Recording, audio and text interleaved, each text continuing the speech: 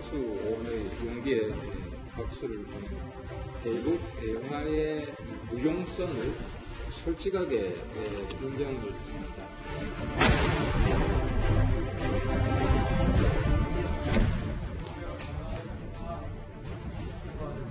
김경수 의원이 회복의 신병을 밝혔습니다.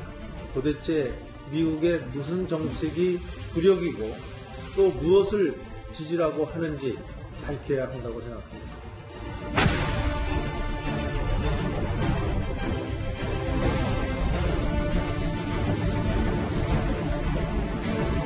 우리 당이 내 나라 내 국민을 지킨다는 그런 각오로 앞으로 1000만 전술핵 재배치 서명운동과 전술핵 재배치 외교에 나설 것을 천명합니다.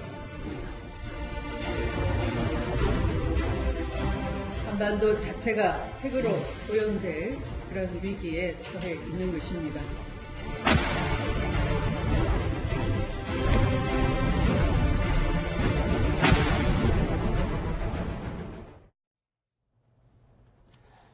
자, 네 번째 이야기입니다. 오늘의 4위로 꼽은 소식이죠. 소종섭 전 시사저널 편집국장 그리고 이동훈 정치부 기자도 함께하겠습니다. 두 분 어서 오십시오. 안녕하세요. 네. 자, 전술핵 재배치 논란이 커지고 있는 가운데 문 대통령의 최측근이라고 불리는 인물이 이런 말을 했어요. 김경수 의원이 SNS에 이런 얘기를 했습니다. 대통령이 100% 다 잘할 수는 없다. 그러나 대통령을 신뢰해 왔다면 지금 왜 저런 행보를 할까? 한 번 더 생각해 주시길 바란다. 다음 글은 문 대통령이 최근 외교 안보 행보에 대해 가장 정확하게 분석을 한 글이다. 계속 볼까요? 문 대통령은 지금 굴욕을 감내하면서 사실상의 핵보유 국가인 북한과 맞서 최소한 함부로 취급받지 않기 위한 최소한의 억지력을 확보하기 위해서 그 생명줄을 쥐고 있는 미국의 가랑이 밑을 기고 있는 것이다. 기는 것뿐만 아니라 미국이 지지라고 하는 대로 지져주고 있는 것이다. 글쎄요. 마지막에 이 색깔이 표시된 이 부분, 이 표현이 지금 가장 큰 논란이 되고 있는 것 같은데 어떻습니까? 이동훈 기자. 어떤 논란이 지금 확대되고 있죠? 지금 이제 김경수 의원 같은 경우에는 친문 핵심이죠. 문재인 대통령의 북심으로도 불리는데요. 사실 이제 문재인 대통령이 최근에 북한이 6차 핵실험을 하면서 사드 배치를 강행했죠. 그러면서 진보 진영 일부 지지층들이 굉장히 문재인 대통령의 외교 안보 정책을 비판하고 나섰습니다. 그래서 이제 김경수 의원이 문재인 대통령을 옹호하기 위해 이런 글을 이제 인용을 한 건데요. 문재인 대통령이 전쟁을 막기 위해서 지금 미국과 협조를 하고 있는 거다. 그러면서 이제 지지층의 전통적인 어떤 진보 지지층의 좀 반발을 좀 이렇게 무마시키기 위해 이런 글을 올린 거 아닐까 이런 해석이 나오고 있습니다. 글을 다시 한번 잘 읽어보면요. 그러니까 미국의 가랑이 밑을 기고 있어서 그렇게 말했다기보다는 그만큼 처절하고 절절하게 지금 이 한반도의 안정을 위해서 노력하고 있다. 이 말을 하고 싶었던 것 같은데 어떻게 보십니까? SNS에 김경수 의원이 나머지 올린 글들을 보면 네. 의도가 나오죠. 그러니까 문재인 대통령이 지금 취임한 지 4개월이 됐는데 김정은은 저렇게까지 급격한 핵실험을 하고 있고 네. 이 와중에 원래 문 대통령이 취하고 싶었던 어떤 베를린 구상이나 이런 부분들을 추진할 수 있는 상황이 못 된다라는 겁니다. 네. 그래서 지금 지난 9년 동안에 대북 통로는 다 막혀 있고 그 사이에 우리가 독자적으로 어떻게 보면 문 대통령이 일을 할 수 있을 만큼의 환경이 전혀 안 만들어진 상태에서 네. 대통령만 바뀌었다고 해서 갑자기 대북 정책 말로 떠들어서 바깥에 나가서 큰 소리하고 국민들에게 무슨 얘기를 할 수 있는 걸 할 수 있지만 그게 지금 상황에서는 그게 통할 만한 상황이 아니라는 거죠. 네. 그렇기 때문에 지금 현재로서는 이른바 핵 억지력을 가지고 있는 북한을 미국에 어떻게 보면은 그 뜻에 맞춰줄 수밖에 없는 것이 한반도 평화 유지를 위해서 가장 최선이라고 할 수밖에 없는 상황이라는 거죠. 그러니까 지금 문재인 대통령이 지금 현실에서 할 수 있는 모든 최선을 다 하고 있다. 이런 의미로 지금 설명을 해주셨는데 또 다른 편으로 보면요. 그만큼 더 이상 이제 대화 말고는 대화로는 도저히 되지가 않고 또 그 이외의 다른 방법은 도무지 찾을 수가 없다라는 걸 스스로 용인한 게 되는 게 아니냐. 이런 해석이 가능할 것 같거든요. 어떻습니까? 그러니까 한편에서 오늘 이제 바른정당 하태경 의원이 이제 그런 식으로 좀 묻지마 대화론자들에게 어떤 경고를 한 것이다. 특히 그 100번 대화를 강조한 추미애 대표 겨냥한 것이다. 뭐 이런 식으로 이제 그 부분만을 또 주목해서 네. 이렇게 좀 비판을 했는데 그 글 내용 중에도 이제 그런 부분들이 있어요.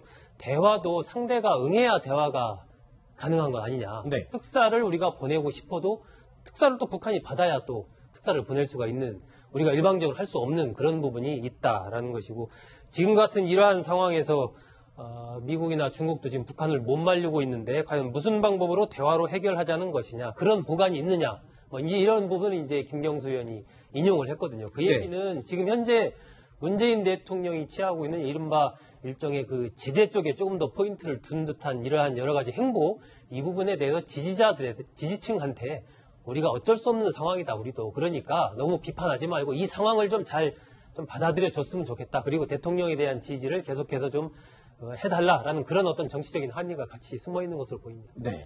자유한국당에서도요, 김경수 의원이 쓴 글, 이 발언, 도대체 어떤 의미로 쓴 거냐라고 정확하게 입장을 밝히라.